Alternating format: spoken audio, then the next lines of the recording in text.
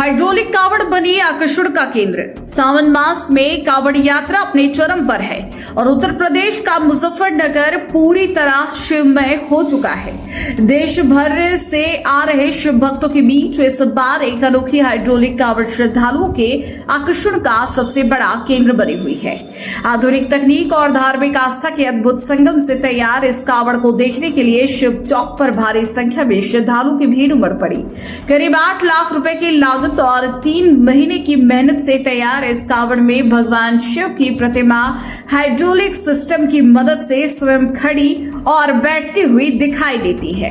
इतना ही नहीं, भगवान शिव के मस्तक से गंगा की धारा प्रवाहित होती है और उनके हाथ में मौजूद डमरू भी अपने आप बजता है, जो इस कावड़ को बेहद खास बनाता है। हरिद्वार से गंगा जल लेकर निकली 15 शिव भक्तों की टोली इस अनोखी हाइड्रोलिक कावड़ के साथ हरियाणा के गुरुग्राम के बजघेड़ा की ओर बढ़ रही है। श्रद्धालुओं का कहना है कि वे प्रतिदिन लगभग 30 किलोमीटर की यात्रा तय कर रहे हैं। रास्ते में जहां जहां यह कावड़ पहुंच रही है, वहां इसे देखने के लिए लोगों की भारी भीड़ जुट रही है। श्रद्धालु इस अनूठी कारीगरी और तकनीक की सराहना करते हुए भगवान शिव के जयकारे लगा रहे हैं। कावड़ लेकर चल रहे शिव भक्त योगराज सिंह ने बताया कि उनकी 15 सदस्यों की टीम हरिद्वार से गंगा जल लेकर गुरुग्राम जा रही है। उन्होंने बताया कि इस हाइड्रोलिक कावड़ की सबसे बड़ी विशेषता यह है कि भगवान शिव की प्रतिमा हाइड्रोलिक तकनीक से खड़ी और बैठती है। डमरू अपने आप बजता है और पूरी कावड़ को तैयार करने में करीब 8 लाख रुपए की लागत आई है। इस अनोखी कावड़ को बनाने में लगभग 3 महीने का समय लगा। हम हरिद्वार से जल लेकर गुरुग्राम से बजखेड़ा जा रहे हैं। हमारी हाइड्रोलिक कावड़ की खासियत यह है कि इसमें बाबा खुद उठते बैठते हैं। डमरू भी अपने आप बजता है। इसे तैयार करने में करीब 8 लाख रुपए खर्च आया है। हमारी 15 लोगों की टीम इस कावड़ के साथ यात्रा कर रही है। जनपद मुजफ्फरनगर से सचनामा न्यूज के लिए संवाददाता तनवीर मलिक की रिपोर्ट। क्या नाम है आपका? मेरा नाम बिट्टू राणा बोले। बोले हमारा गांव है गुरुगांव में, हरियाणा में बजगेड़ा गांव। हम वहां से चले थे 29 तारीख को और हमने हरिद्वार से 1 तारीख की रात को हमने 11 बजे जल उठाया था। फिर 11 बजे जल उठाने के बाद हम बजगेड़ा अपने हमारे पापा का आश्रम है, बाबा ब्रह्मानंद का आश्रम, वहाँ पे जल प्रवाहित करेंगे।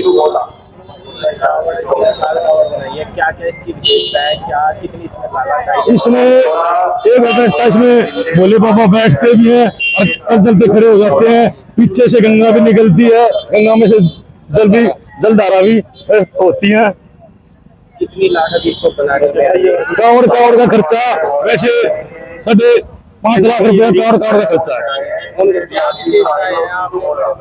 क्या जी? क्या विशेषता है आपकी कावड़ की?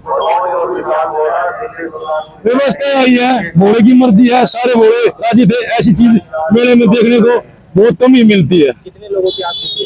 हमारे 14 बंदे भी, वैसे 20 बंदे की टीम है, कुछ ट्रैक्टरों में बीजी है, चलने वाले बच्चे की 14 की टीम है। शिवजी आपने लगाए हैं, हाइड्रोलिक शिवजी है, खड़े भी हो रहे हैं। शिव जी खड़े भी हो रहे हैं, बैठ भी रहे हैं, धूमा फोक मशीन भी है, सारी चीजें। रात को और नजारा आएगा देखने, आप आगे देखने के लिए आना और रात को और नजारा दिखाएंगे आप।